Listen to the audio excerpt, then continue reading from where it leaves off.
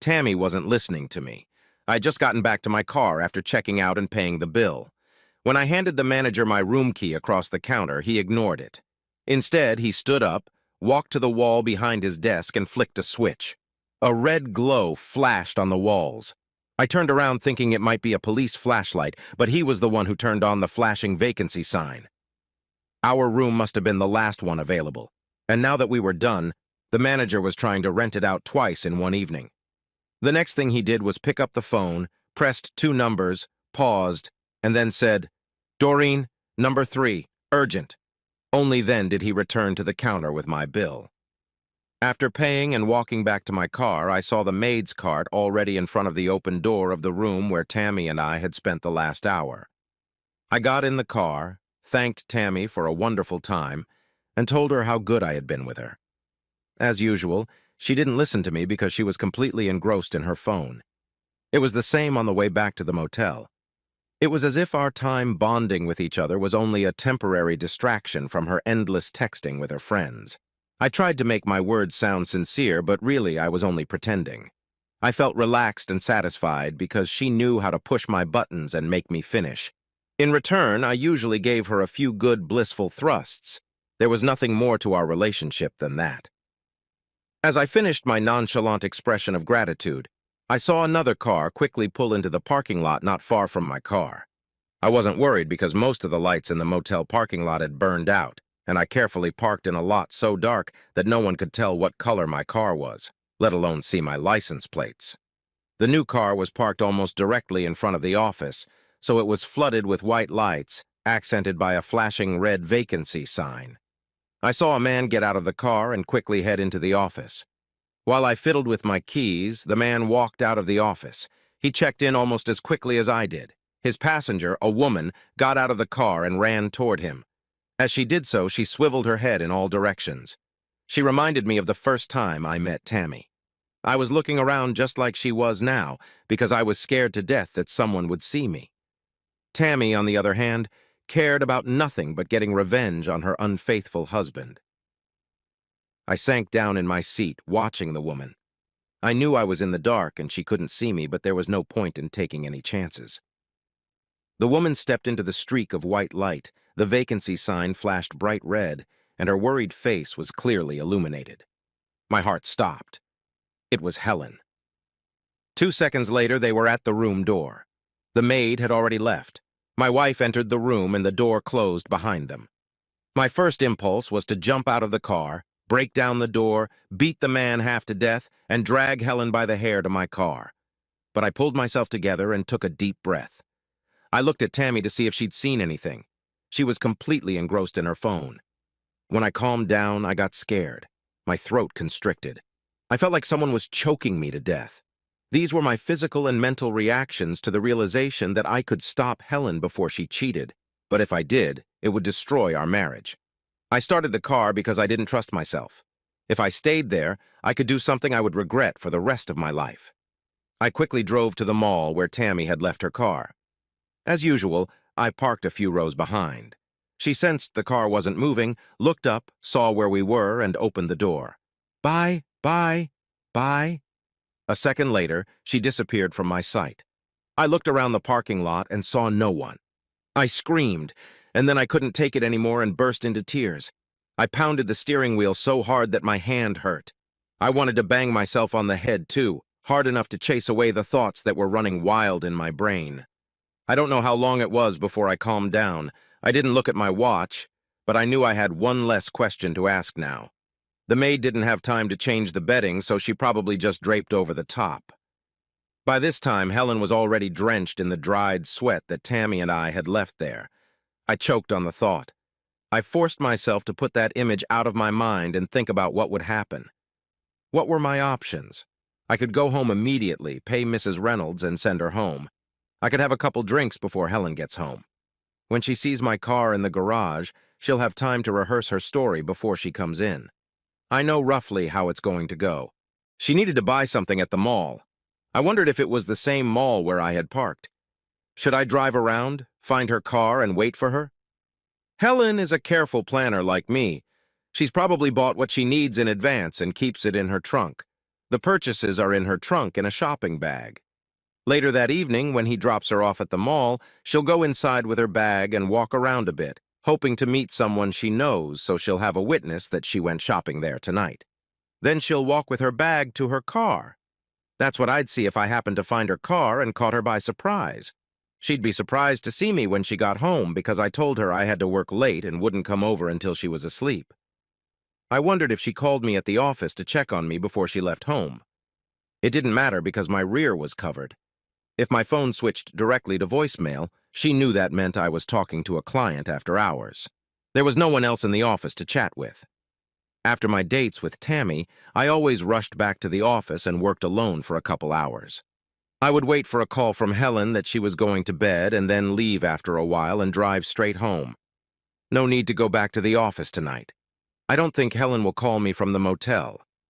What should I tell her when she gets home? Should I try to confuse her? I could start by asking her what she bought. Was she at the mall where my sister works? Had she seen it? She certainly wouldn't look haggard and sweaty. She'd shower and look fresh as a daisy for Mrs. Reynolds' sake. Suppose I were to look into her eyes. What would I see? As soon as I thought of that scene, I realized it would never happen. I never asked her about shopping. Maybe I could get away with a one-time question, but after that, Helen's antennae would go up. I shuddered as I imagined how things would play out. What started with me questioning her would end with her questioning me. She wouldn't rest until she knew what was on my mind. I would try to keep quiet, but it would end the same way it always did. She'd find a way to make me tell her everything. She would confess and explain to me her reasons for deceiving me. She would probably admit that they weren't good enough. The only reason good enough would have been revenge, but that wasn't it. If she knew I was at the motel and intended to get back at me, she would have walked up to my car holding a man's hand and spit out my window before entering the room. She would also turn around at the door and give me the middle finger before entering. If I started breaking down the door, she would call the police and let me spend the night in jail. No, she had no idea I was there. She was there for herself. Why? Wasn't I enough for her? She never seemed unsatisfied in bed. If she wanted something special, she always told me. It was rare. Helen was usually optimistic and positive. She always had a smile on her face. I tried to remember if there was any indication that she was dissatisfied with me. Suddenly it hit me. About a month ago, she asked me if I was getting bored with her.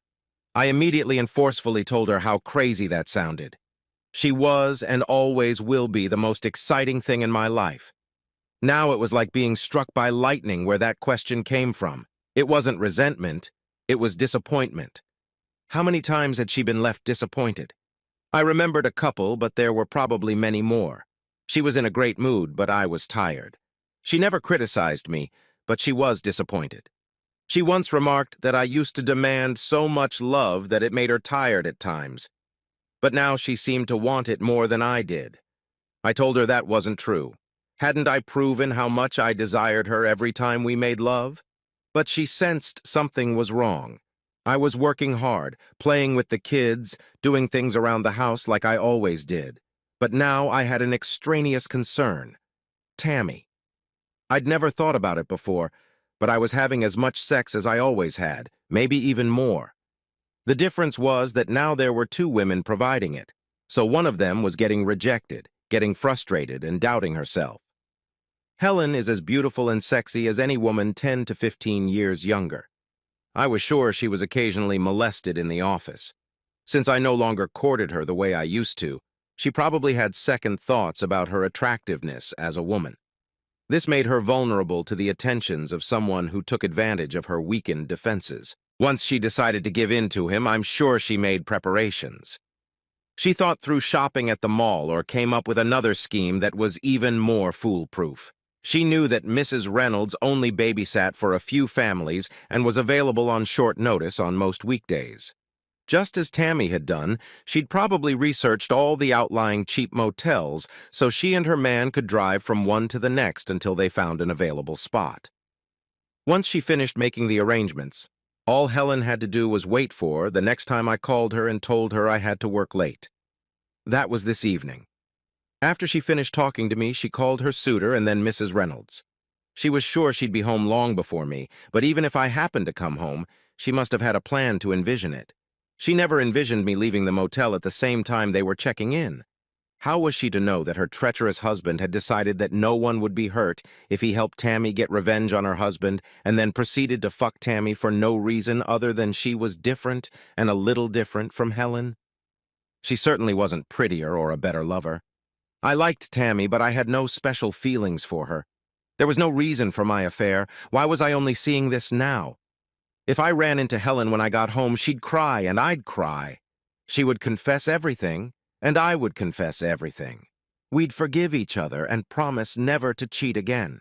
And from then on, we would live unhappily, at least until the kids went off to college. That would be awful for Helen.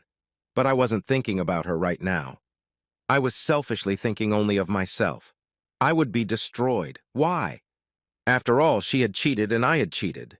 We were even. The scales were balanced. Not quite. I'd get a double whammy. I'd always be haunted by the image of Helen furtively glancing around the parking lot as she ran to the door to get into the same bed Tammy and I had been in moments before. But there would be something a million times worse. Her eyes. The admiration and adoration that had always come from them would be gone. Her love for me was so strong that sometimes I could feel it radiating warmth. It made me glad that I was alive and that I was her man. I gave thanks every Sunday for being blessed to be with her. Once she knew what I had done, Helen's eyes would no longer see me as special and different, the best husband, father, and lover in the world, as she liked to remind me. She would be able to put on a show for me and the kids and our family and friends. But I knew there would be many times when we were alone and she was tired, she would let her guard down, and I would see the pain and sadness of losing her complete confidence, security, and trust in me. That's why I would have to divorce her as soon as the kids are gone. Alone, I wouldn't be able to look into those eyes every day. She idolized me, and I took it for granted. I took her for granted. Every time her eyes would show me what I had messed up, it would be like a stab in the heart. No, it doesn't have to be like that at all. She'd never know what I'd done or what I knew. Her life will be better than ever. No matter how much money I had to leave on the table, I would be home for dinner every night from now on. I didn't take many business trips, but that's all behind me now. We don't need the money that much. I'm going to stick to her like glue so she won't even think about leaving me again. She's going to get more sex from me. I won't stop until she tells me she's in too much pain to continue. I'll count how many times a month I've made her finish, and I'll try to break the record as often as I can. We'll do things together that we've never done before. One night, we're going to sit down and write wish lists and work on them together. It will shine through. For a moment, I wondered if Helen would ever regret her infidelity, enjoying her charmed life with a husband she considers faithful and our wonderful children. Probably not if she's like me. When I was with Tammy, I never thought about Helen. I knew she would never know, and what she didn't know wouldn't hurt her. Helen will probably feel the same way. I am her happy, faithful husband, and she is my devoted wife. Since it only happened once, it meant nothing. If she has any guilt, she'll let it go, making it up to me in weeks or months. Eventually, it would all fade from her mind, and she could forget it ever happened at all. But I don't. I already know that no matter how hard I try to put it out of my mind, I'll never forget the night she walked into the room after me.